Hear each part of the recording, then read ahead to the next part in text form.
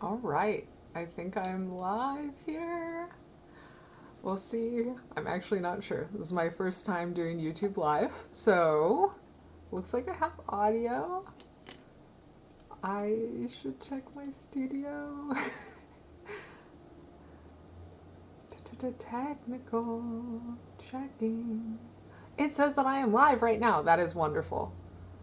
Welcome, all probably non existent viewers. Hi, my name is Renee Gittens.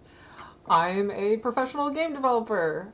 If you are getting a notification that this stream is live, you probably actually know who I am, so that's very helpful.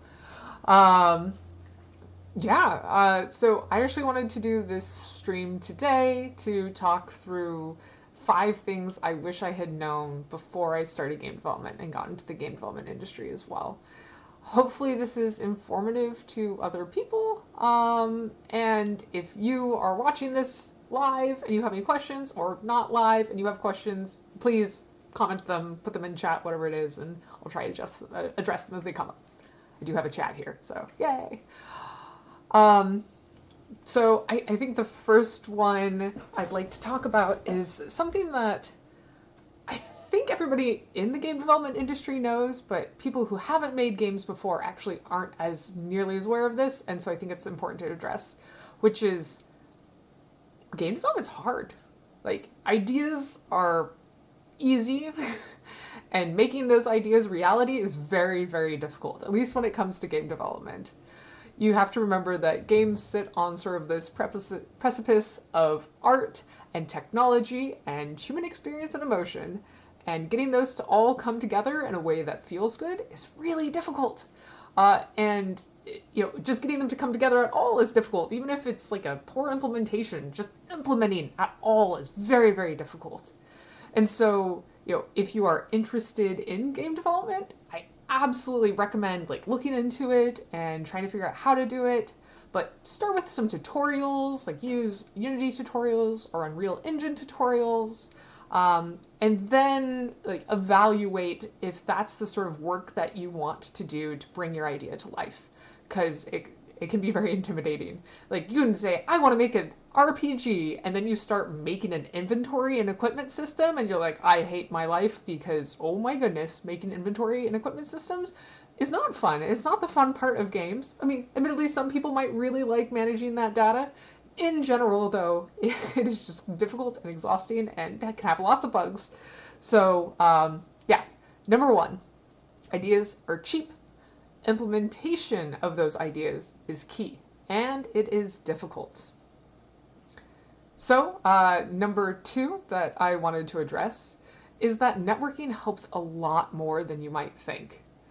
Uh, as game development is difficult, well, thankfully there are hundreds of thousands of game development professionals, and those people usually have a lot of experience, probably in things that you might have less experience in, even if you are a veteran specialist in the games industry. So networking with these other game developers can help you a lot. It can help you get job opportunities, it can help you get funding, it can even help you grow your own abilities. They can give you feedback, they can promote, the work that you are doing. Having connections within the games industry is just so helpful.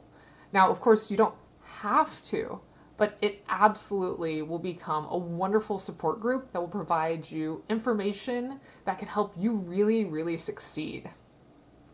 If you are looking for places to find game developers, there are all sorts of resources around. You might have local meetup groups. The IGDA has chapters around the globe, so there might be one in your city that meets up monthly. Just check it out.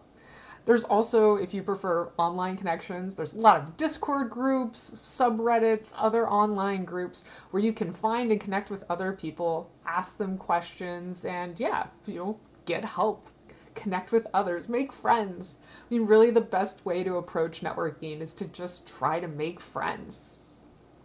So, the third top thing I would say is iteration.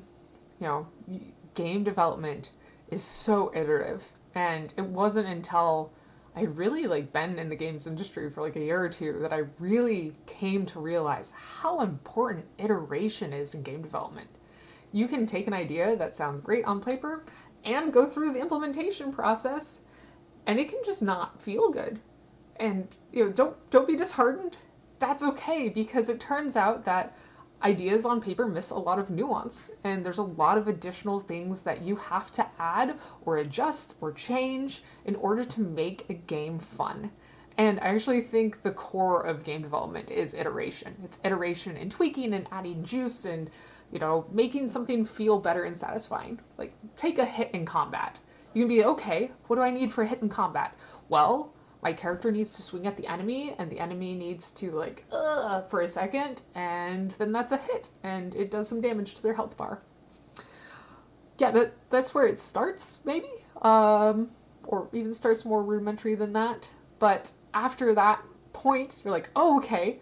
Turns out that the swing doesn't look significant enough, so people feel like their attack is weak. So you need to ramp up the animation there. And turns out you need to add more sound effects and a particle effect, so you can see the sword swinging through the air. And then when it hits the enemy, you need to add more sound effects, so it's not just them making a noise, they're also getting thunked, and then particle effects are flying off of them, and making the noise and animation, and then it turns out that the way you moved the health bar was just chunking it down, and that didn't read well enough, so you're tweaking how the health bar even descends. And it's just it's like that, but everything, every single placement of a post in a field, or a UI element, and it can get a little nuanced. It can get really detailed at times, but I think that's where the magic is. That's where you can really sort of tweak player emotion. That's where you can connect with players, is iterating on these experiences to really bring out the emotions and the experience that you want them to have. And so yeah, iteration is super super super core in game development. I don't feel like people talk about that enough. All right, so moving on. The fourth biggest thing that I wish I knew before starting game development is marketing matters. You can make the most amazing game in the world, and no one is going to necessarily play it because they have to hear about it first. If you don't have good marketing, if you don't spend time doing marketing and outreach, if you're a game developer, then you're going to have a really hard time getting anyone to buy your game.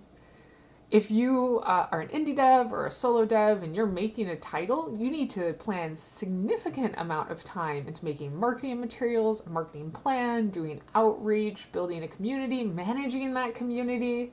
It can be a lot of work, and you should absolutely leave months of your process for marketing itself. And even if you're not making your own video game, it's still important to market yourself, build your industry profile. If you're looking to be hired at a studio, do you think a studio is more likely to hire somebody with just a resume with some a college degree, or someone who has been doing game jams and gave a talk at a conference and has a LinkedIn post about how to implement system design in a romance simulator? Obviously, the person who has been building their industry profile, their professional profile, is going to probably be weighted more heavily, more favorably, even if those two people are relatively equivalent when it comes to actual skill level. Marketing is super important, whether or not you're marketing a game or you're marketing yourself. So absolutely spend some time to look into that. Okay, and then finally, the fifth thing I wish I knew before I started game development is you're not likely to make a lot of money.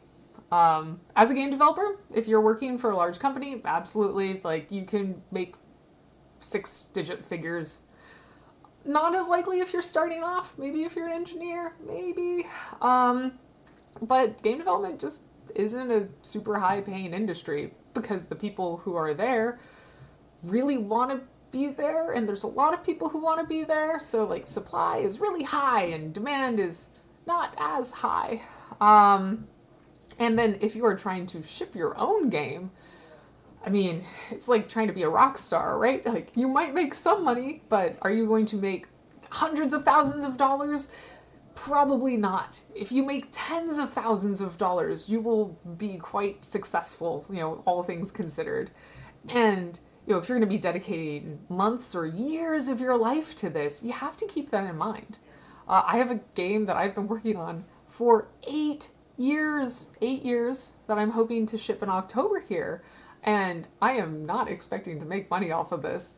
It has been a wonderful experience. It has given me a lot of career experience and career opportunities. I have learned a ton, and I am very excited to share this game with the general public. But I do not think that I am going to be making a lot of money off of this game because it's just unlikely to. Like, if I put my eggs in that basket, I'm likely to be disappointed. So instead, I'm going to be going through doing marketing. I'm going to polish the game. I'm polishing the game to the best of my abilities, and I'll give it a shot. But I'm not betting my retirement savings on this or anything, or my retirement on this. I just hope that people will enjoy it. Like, that's what I'm looking for at this point. I am looking for creating an experience that I get to share with other people to enjoy, and hopefully I can compensate myself for years of work put into this, and tens of thousands of dollars that I've invested myself into this as well. So, yeah, those are the 5 things that I wanted to cover. So, to review, ideas are cheap, implementation is hard. Networking helps a lot more than you think. Iteration, iteration, iteration. Games are made through iterating and doing things multiple times to test and check and retest and tweak. 4, marketing absolutely matters. Marketing is important whether you are marketing your game or marketing yourself. And 5, if you want to just make lots of money, I would not recommend game development as necessarily a career just to make a big buck. I think you can probably find other opportunities out there that are going to be more guaranteed success in that regard. Yeah, so hopefully this is helpful to you. Hopefully this helps you understand game development a bit more, prepares you for that journey if you want to undertake it. And by all means, it is a wonderful journey to undertake. I am like the biggest advocate for encouraging people to become game developers. Do it, it's great. But yeah, those are just some considerations to have. And lastly, yeah, if you enjoyed this, please like it. Feel free to follow me, subscribe, whatnot, and I'll be sharing more of this content. I have a bit more time now and working on my own marketing. So yeah, thanks for joining and take care. Bye.